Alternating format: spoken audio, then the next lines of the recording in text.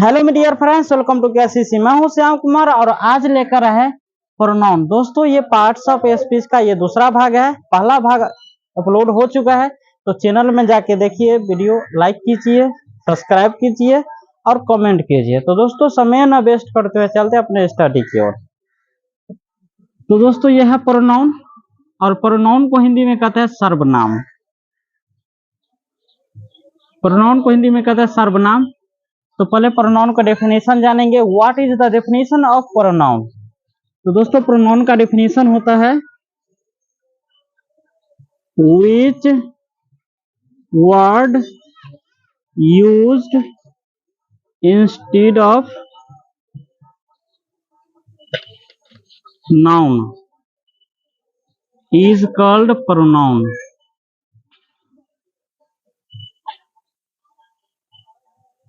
तो दोस्तों, प्रोनाउन का डेफिनेशन होता है which word used instead of noun is called pronoun. इसको हिंदी में डेफिनेशन होता है दोस्तों, वह शब्द जो संज्ञा के बदले प्रयोग होता है वह प्रोनाउन कहलाता है। यानी कि वह शब्द जो नाउन के बदले प्रयोग होता है वह सर्वनाम कहलाते हैं। तो दोस्तों, ये प्रोनाउन का 8 भाग होते हैं। देयर आर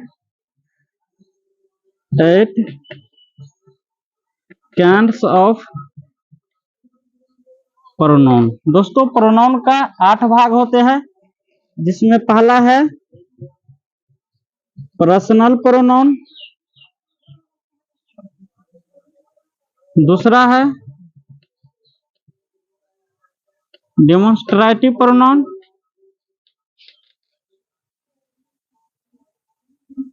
तीसरा है इंट्रोगेटिव प्रोनाउन,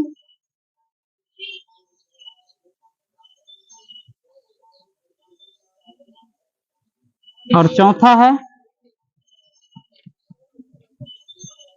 रिलेटिव प्रोनाउन, पांचवा है रिफ्लेक्टिव प्रोनाउन,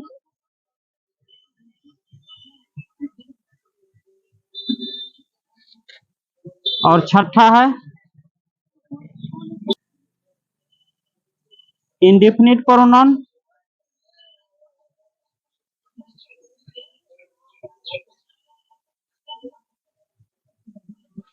सातवां है डिस्ट्रीब्यूटिव प्रोनाउन, और सातवां है डिस्ट्रीब्यूटिव प्रोनाउन, और आठवां है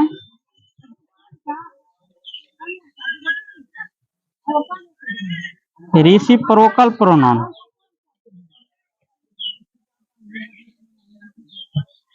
तो दोस्तों, ये प्रोनाउन का 8 भाग होते हैं, जिसमें पहला है पर्सनल प्रोनाउन, दूसरा है डेमोन्स्ट्रेटिव प्रोनाउन, तीसरा है इंट्रोगेटिव प्रोनाउन, चौथा है रिलेटिव प्रोनाउन, पांचवा है रिफ्लेक्टिव प्रोनाउन, छठा है इंडेफिनिट प्रोनाउन, सातवां है डिस्ट्रीब्यूटिव प्रोनाउन, और आठवां है रेसिप्रोकल प्रोनाउन। तो दोस्तों, सभी को एक एक करके पढ़ेंगे। तो पहले हम पढ़ते हैं पर्सनल प्रोनाउन। दोस्तों, ये पर्सनल प्रोनाउन पहले पढ़ेंगे। Personal pronoun. तो दोस्तों, पहले पर्सनल प्रोनाउन का डेफिनेशन जानेंगे। What is the definition of personal pronoun?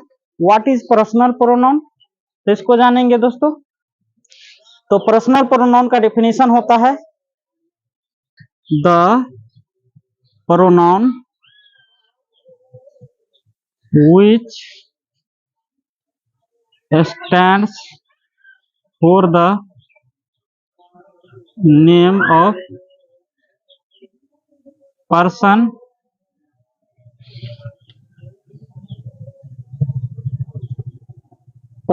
or things are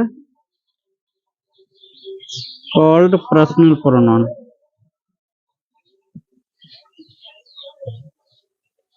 तो दोस्तों, पर्सनल प्रोनाउन का डेफिनेशन होता है the pronoun which stand for the name of person और things are called personal pronoun. इसको हिंदी में डेफिनेशन होता है दोस्तों, वह प्रोनाउन जो किसी व्यक्ति या किसी वस्तु के बदले प्रयोग होता है वह पर्सनल प्रोनाउन कहलाता है। दोस्तों पर्सनल प्रोनाउन में जो होता है I, you, she, he, we, they and it. दोस्तों ये पर्सनल प्रोनाउन में I, you, she, he, we, they and it ये जो है पर्सनल प्रोनाउन होता है। दोस्तों इसको अच्छी तरह से पढ़ते हैं। ये हुआ पर्सन, ये हुआ सब्जेक्ट, ये हुआ पोसेसिव और ये है ऑब्जेक्ट।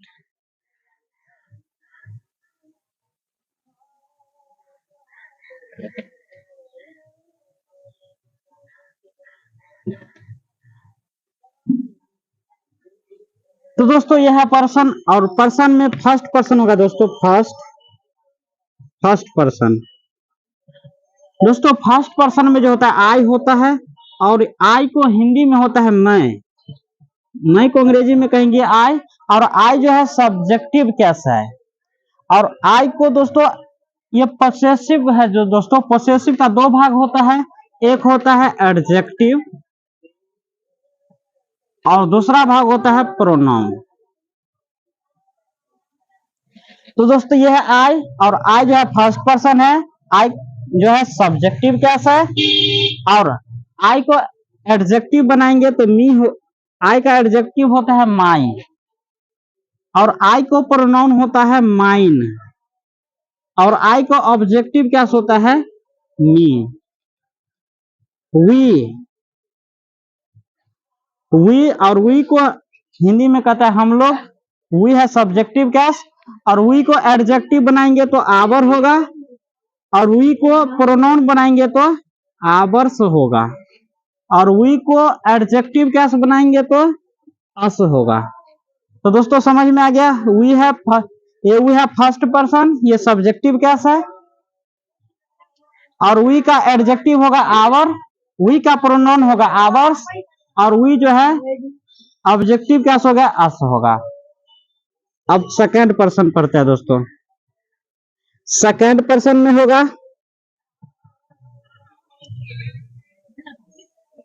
यू होता है सेकंड पर्सन और यू को हिंदी होता है तुम या आप लोग या तुम लोग।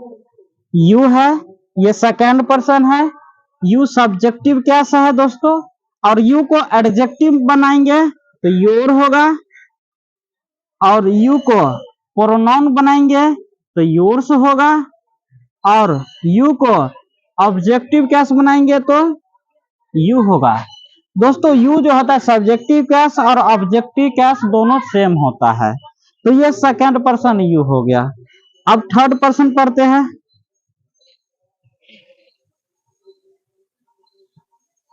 थर्ड पर्सन, तो दोस्तों थर्ड पर्सन में होता है ही और ही जो होता है वह होता है ही का हिंदी।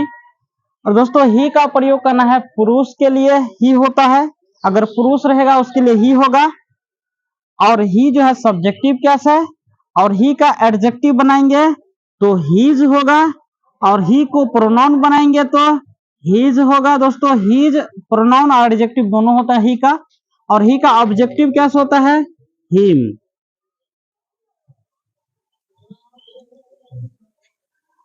और दोस्तों स्त्री के लिए होता है सी का हिंदी होता है वह। सी जो होता है सब्जेक्टिव केस, सी का एडजेक्टिव बनाएंगे तो हर होगा, सी का प्रोनाउन बनाएंगे तो हर होगा। तो दोस्तों सी का एडजेक्टिव प्रोनाउन दोनों हर होता है, हर्ष होता है। दोस्तों प्रोनाउन जो होता है हर्ष होता है, एडजेक्टिव हर होता है और ऑब्जेक्टिव केस हर होता है। तो दोस्तों इतना समझ में आ गया। फर्स्ट पर्सन आई और वी होता है, आई का होता है एडजेक्टिव माई, आई का प्रोनाउन होता है माइन और आई का ऑब्जेक्टिव केस होता है मी। उसी तरह वी जो होता है सब्जेक्टिव केस, वी का एडजेक्टिव आवर होता है वी का प्रोनाउन आवर्स होता है और वी का ऑब्जेक्टिव कैस अस होता है।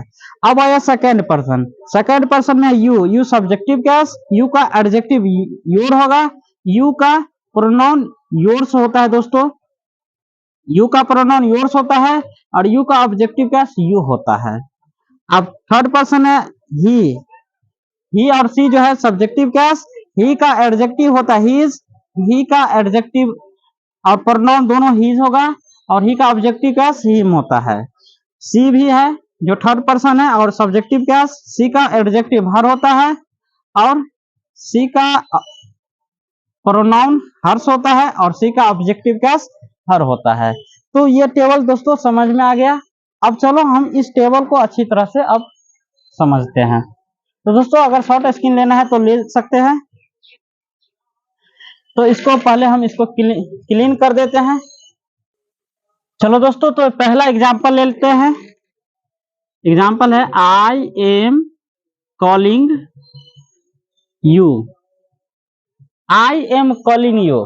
तो दोस्तों यहां देख सकते हैं आई जो है ये हो गया सब्जेक्ट और यू जो है ये हो गया ऑब्जेक्ट। अब क्यों दोस्तों? तो जो शुरू में प्रयोग होता है दोस्तों वो सब्जेक्ट होता है और जो लास्ट में प्रयोग होता है वो ऑब्जेक्ट होता है, इसलिए ये हो गया यू ऑब्जेक्ट और आई हो गया सब्जेक्ट। इसका दूसरा एग्जांपल ले लेते हैं। You are calling me. अब यहां देख सकते हैं दोस्तों यू आर कॉलिंग मी, तो यहाँ यू जो हो गया दोस्तों ये सब्जेक्ट हो गया। अब यहाँ भी यू है लेकिन ये लास्ट में इसलिए ऑब्जेक्ट है, ये शुरू में है इसलिए ये सब्जेक्ट है और ऑब्जेक्ट में है मी। तो दोस्तों हम पहले बता चुके हैं जो सब्जेक्ट में होता है आई होता है और ऑब्जेक्ट में होता है मी, लेकिन यहाँ देखो दोस्तों यू है और यहाँ भी सब्जेक्ट में और ऑब्जेक्ट में यू है। तो हम पहले बता चुके हैं यू सब्जेक्ट में भी होता है और ऑब्जेक्ट में भी होता है। तो यू जो है सब्जेक्टिव कैस और मी जो है ऑब्जेक्टिव कैस। चलो नेक्स्ट एग्जांपल देखते हैं दोस्तों। This is my house, this house is mine. तो दोस्तों यहां देख सकते हैं दिस इज माय हाउस। तो दोस्तों ये जो है दिस जो है ये है प्रोनाउन, दिस जो होगा ये क्या हो गया प्रोनाउन और ये माई जो है दोस्तों ये हो जाएगा एडजेक्टिव। एडजेक्टिव ये दिस जो है प्रोनाउन होगा और ये माई एडजेक्टिव होगा। अब दोस्तों यहां देख सकते हैं एडजेक्टिव का कहने का मतलब होता है एडजेक्टिव प्लस नाउन। एडजेक्टिव के बाद नाउन का प्रयोग होता है, एडजेक्टिव के बाद नाउन का प्रयोग होता ही होता है, लेकिन प्रोनाउन के बाद कोई नाउन का प्रयोग नहीं होता है। नो, प्रोनाउन के बाद कुछ प्रयोग नहीं होता है। तो यहां देख सकते हैं माई, माई के बाद ये देखो नाउन आ गया इसलिए माई क्या है एडजेक्टिव है। दिस हो गया प्रोनाउन और ये माई हो गया एडजेक्टिव, क्योंकि माई के बाद आ गया नाउन इसलिए माई एडजेक्टिव हो गया। अब यही एग्जांपल यहां देखो, ये जो दिस है ये हो गया एडजेक्टिव, दिस हो गया एडजेक्टिव और यह माइन जो है ये हो गया प्रोनाउन, माइन जो हो गया ये प्रोनाउन हो गया। आप कहेंगे कैसे? तो यहाँ देख सकते हैं दिस, दिस के बाद वर्ब आया है, दिस के बाद नाउन का प्रयोग नहीं हुआ है, लेकिन यहाँ देखो दिस है और दिस के बाद क्या हुआ है नाउन का प्रयोग। तो ये दिस जो है गया एडजेक्टिव हो गया और यहाँ दिस के बाद नाउन का प्रयोग नहीं हुआ इसलिए दिस हो गया प्रोनाउन, और यहाँ दिस के बाद नाउन का प्रयोग हुआ इसलिए ये दिस हो गया एडजेक्टिव। तो दोस्तों समझ में आ गया, अगर दिस डैट डज डोज का साथ अगर नाउन का प्रयोग होगा तो वह एडजेक्टिव होगा, अगर नाउन का प्रयोग नहीं होगा तो वह प्रोनाउन होगा। तो इतना समझ में आ गया दोस्तों। इसका मतलब होता है दिस इज माय हाउस, इसका मतलब होता है यह मेरा घर है। दिस हाउस इज माइन, यह मेरा घर है। दोनों को हिंदी एक ही होता है, लेकिन इसका हिंदी होता है यह मेरा घर है जिस पर मेरा अधिकार है, इस पर किसी और का अधिकार नहीं है। तो इसका मतलब वो होता है, लेकिन दिस इज माय हाउस इसका मतलब होता है ये मेरा घर है, ये मेरा भी अधिकार है और कोई भी इस पर मेरा भी अधिकार है और भी हो सकता है। तो दोस्तों इतना समझ में आ गया। तो मैं उम्मीद करता हूं दोस्तों ये पर्सनल प्रोनाउन समझ में आ गया होगा। चलो अब चलते हैं दूसरा प्रोनाउन जो है डेमोन्स्ट्रेटिव प्रोनाउन को पढ़ते हैं दोस्तों। इसको क्लीन करते हैं दोस्तों। का दूसरा भाग था डेमोन्स्ट्रेटिव प्रोनाउन। डेमोन्स्ट्रेटिव प्रोनाउन, तो दोस्तों यह है डेमोन्स्ट्रेटिव प्रोनाउन। तो दोस्तों ये दूसरा है डेमोन्स्ट्रेटिव प्रोनाउन, और इस प्रोनाउन में दोस्तों दिस या दैट, डज, डोज। तो दोस्तों डेमोन्स्ट्रेटिव प्रोनाउन में जो होता है दिस, दैट, डज, डोज का प्रयोग होता है दोस्तों। और इसका प्रयोग दिस, दैट, डज, डोज का प्रयोग होता है किसी वस्तु यानी किसी नाउन को पॉइंट आउट करता है, संकेत करता है, दिस और दैट। तो यह है डेमोन्स्ट्रेटिव प्रोनाउन। तो दिस का प्रयोग पढ़ेंगे दोस्तों। दिस का प्रयोग कब करना है, दैट का प्रयोग कब करना है, डज का प्रयोग कब करना है, डोज का प्रयोग कब करना है। दोस्तों ये दिस जो है सिंगुलर है, दिस, और डीज, ये डीज जो है ये प्लुरल है। ये सिंगुलर है और ये प्लुरल है। दिस का प्रयोग तब करना है दोस्तों जब कोई वस्तु नजदीक में हो और एक हो, तो दिस का प्रयोग करना है। जैसे एग्जांपल में यह कलम है, यह कलम है, तो इसका मतलब होता है दोस्तों यह कलम है, इसका मतलब है एक कलम होगा लेकिन नजदीक में होगा। यह कलम है तब कह सकता है जब कोई वस्तु नजदीक में हो और एक हो, तब दिस का प्रयोग करना है। जैसे कहेंगे यह कलम है, इसलिए कहेंगे दोस्तों क्योंकि ये एक ही कलम है और नजदीक में, इसलिए कहेंगे यह कलम है। अंग्रेजी में कहेंगे दिस इज पेन, इसका अंग्रेजी होगा दिस इज पेन। दोस्तों इसका अंग्रेजी ऐसे भी बनाएंगे this is a pen, this is a pen, क्योंकि पेन को हम गिन सकते हैं और यहाँ ए लगाएंगे, जिसको गिन सकते हैं उसके साथ ए लगाएंगे, आर्टिकल का प्रयोग करेंगे। यह कलम है। अब दोस्तों कोई बच्चे ऐसा भी होता है जो कह देता है सर दिस, यह कलम है, इसमें एक नहीं लगा है। तो हम पहले बता चुके हैं कि यह का प्रयोग तब होता है जब एक हो। दिस इज कलम, इसका मतलब एक होता है, और आर्टिकल का प्रयोग तब होता है जब एक होता है तब, इसीलिए एक का प्रयोग करेंगे। दिस इज अ पेन मतलब यह एक पेन है या यह पेन है। दोस्तों दूसरा एग्जांपल ले लेते हैं, यह पानी है, यह पानी है। अब कहेंगे दोस्तों यह पानी, पानी तो एक नहीं है, लेकिन पानी जो होता है दोस्तों यह प्लुरल नहीं होता है, बल्कि जो भी होता है जिसको हम गिन नहीं सकते हैं वो सिंगुलर ही माना जाता है दोस्तों। वो सिंगुलर ही होते हैं। यह पानी है तो इसका होगा अंग्रेजी this is water, this is water. इसमें ए का प्रयोग नहीं करेंगे, क्यों? क्योंकि पानी को गिन नहीं सकते हैं, दिस इज वाटर होगा। तो दोस्तों दिस का प्रयोग समझ में आ गया तब करना है जब कोई वस्तु नजदीक में है और एक हो जिसको गिन नहीं सकते हैं, उसके लिए दिस का प्रयोग होता है। डज का प्रयोग कब करेंगे? जब कोई वस्तु नजदीक में हो लेकिन एक से अधिक हो, तब डज का प्रयोग करेंगे दोस्तों। जैसे एग्जांपल में है ये कल में है, जैसे एग्जांपल में है दोस्तों ये कल में है। यहाँ देख सकते हैं अगर मेरे हाथ में ये कलम है तो हम ये नहीं कहेंगे यह कलम है, गलत होगा दोस्तों। हम कहेंगे ये कल में है, क्यों? क्योंकि एक से अधिक हो गया, एक से अधिक जब होगा तब ये कहेंगे ये कल में है, इसलिए इसका अंग्रेजी होगा डज आर पेन्स। लेकिन एक बात पर ध्यान देना दोस्तों, दिस के साथ इज का प्रयोग होता है और डज के साथ आर का प्रयोग होता है। एक बात और ध्यान देना है, दिस के साथ ये जो नाउन होता है जैसे पेन है तो नाउन सिंगुलर होता है, इसके साथ एस का प्रयोग नहीं होता है। डज के साथ ये जो नाउन होता है प्लुरल होता है, इसके साथ एस का प्रयोग होता है। दूसरा एग्जांपल ले लेते हैं। अब ऐसे नहीं कर सकते ये पानी है, पानी को हम गिन नहीं सकते, इसीलिए इसको हम डज का प्रयोग नहीं करेंगे। पानी के लिए दिस का ही प्रयोग करेंगे, जिसको नहीं गिन सकता उसमें डज का प्रयोग नहीं करेंगे। एक और एग्जांपल ले लेते हैं, ये किताबें हैं, ये किताबें हैं, इसका मतलब है किताब एक से अधिक है लेकिन नजदीक में है, तो क्या होगा डज आर बुक्स। बुक में एस लगेंगे बुक के प्लूरल बनाएंगे डज के साथ लगाए तो दोस्तों। तो समझ में आ गया। दिस डज का प्रयोग कब करना है, दिस और डज का प्रयोग करना है नजदीकी वस्तु के लिए। अगर एक है तो दिस का प्रयोग, एक से अधिक है तो डज का प्रयोग। हो गया दोस्तों। अब पढ़ेंगे दैट, दैट और डोज।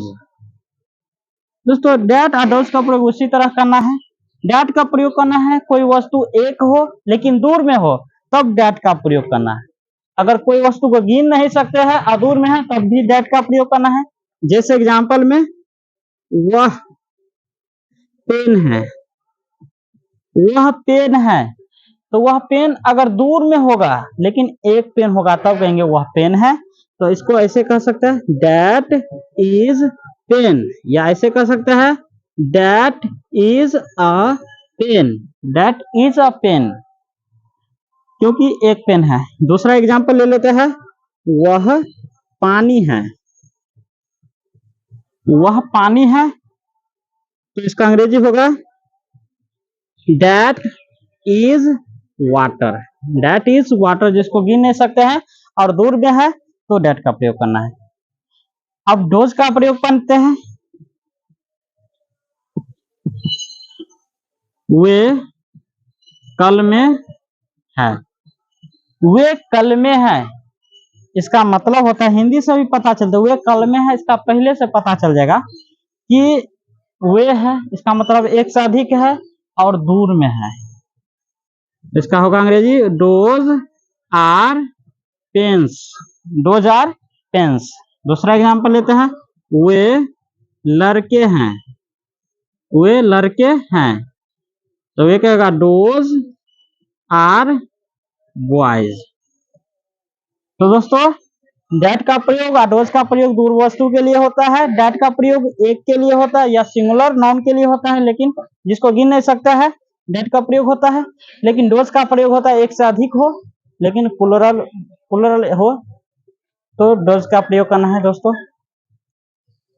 तो दोस्तों समझ में आ गया। तो दोस्तों वीडियो लंबा हो रहा है इसलिए इस वीडियो को यहाँ एंड किया जा रहा है और इसका सेकंड पार्ट आएगा दोस्तों, जो हम प्रोनाउन का 8 भाग बताए जिसमें अभी 2 भाग को बताए हैं और 6 भाग बाकी है। तो दूसरा वीडियो में इस भाग को मिल जाएगा, तो चैनल में जाके देखिए दोस्तों। तब तक के लिए बाय, मिलता है नेक्स्ट वीडियो में।